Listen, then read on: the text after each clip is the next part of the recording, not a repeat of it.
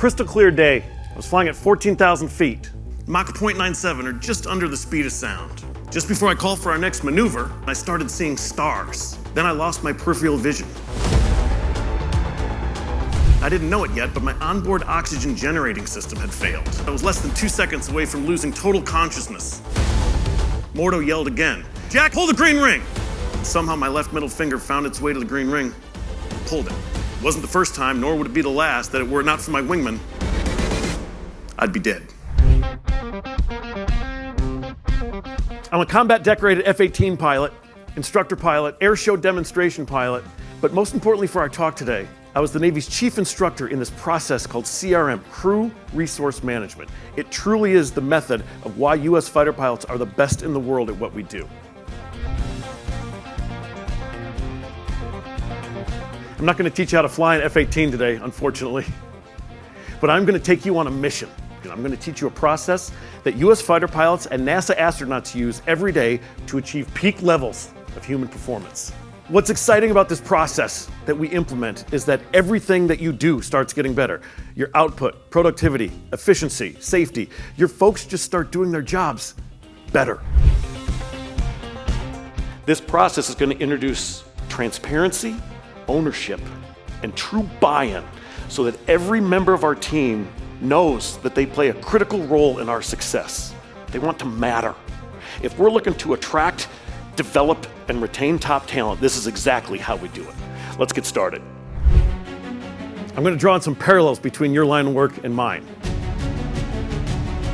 A lot more goes into being a fighter pilot than just wearing Ray-Bans, playing beach volleyball with your dog tags on, sitting around a grand piano playing Great Balls of Fire. I'm always taken aback a moment when people say how dangerous they think my job is. I don't think of it as that way at all. I think my job is very simply unforgiving. Here's the process: brief, execute, debrief, perfect. We're going to cover 3 things in the brief, and that is roles, expectations, accountabilities. How easy is that? Who does what and when? It's what Top Gun calls creating a shared mental model to make sure that by midweek, everybody's still on the same page. This is just doing our jobs, Monday to Friday. And this is where we're going to incorporate these interpersonal skills that mitigate error. Communication, assertiveness, leadership, decision-making, task analysis, adaptability, flexibility, and situational awareness. The most important aspect of this debrief is to simply have one. I've worked with so many organizations that are so focused on what's next. They don't want to spend time or money on what's happened. And then these invaluable lessons learned are lost forever. When we enter the debriefing room, we call it crossing the blue line. And we leave our cell phones and egos at the door. For some people, it's harder to leave one than the other. But it's going to be so transparent in here, and we show such vulnerability that I'm not getting defensive when you call me out on an error. I know that by you correcting me on it, we're elevating the performance of the team.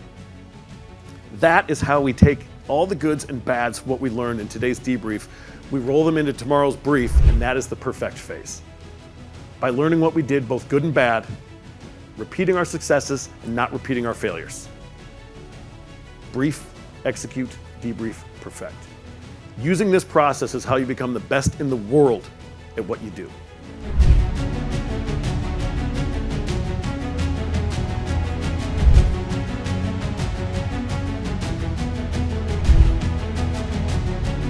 You can't afford a mistake. I told you my job was unforgiving. I think your job is even more unforgiving.